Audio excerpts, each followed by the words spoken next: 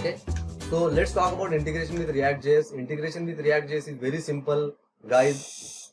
This could have the first video actually, probably, right? Because I was talking about React.js only majorly, but we can use AngularJS and Vue.js code also for creating micro frontends. Let's talk about this. So you need to first of all set up the React.js code, and then you can install Webpack. How you can install Webpack? You see here the command. It's very simple, straightforward. The people who are working on React.js or Node.js, this is kind of very simple thing. npm install Webpack and Webpack CLI. This is important to, and this should be a saved. Why? Because we don't need this in the production. Okay, we only need in the local environment. And then we can create the configuration file this way. You see, I will explain you very quickly again because I know everything. I have already explained you. So what you did is here HTML Webpack plugin is included, then module federation plugin. I have received the path, the current path actually, current folder, and then specified the entry path.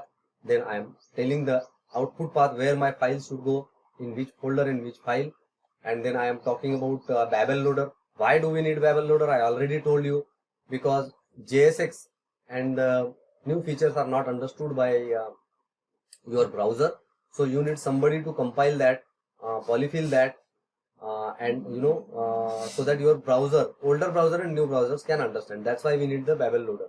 So we are using Babel loader in this one, our what I can say, Webpack configuration.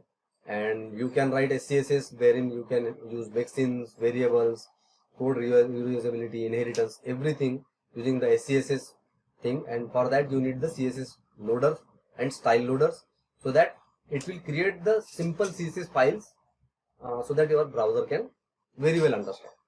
Okay, so this is the entry path I wanted to show you, and command for executing Webpack is this, and default configuration file can be webpack.config.js, but as I mentioned you that command can be, the file name can be different also. Don't worry about that. So I am calling npx command here, npx webpack, and then telling the configuration file name.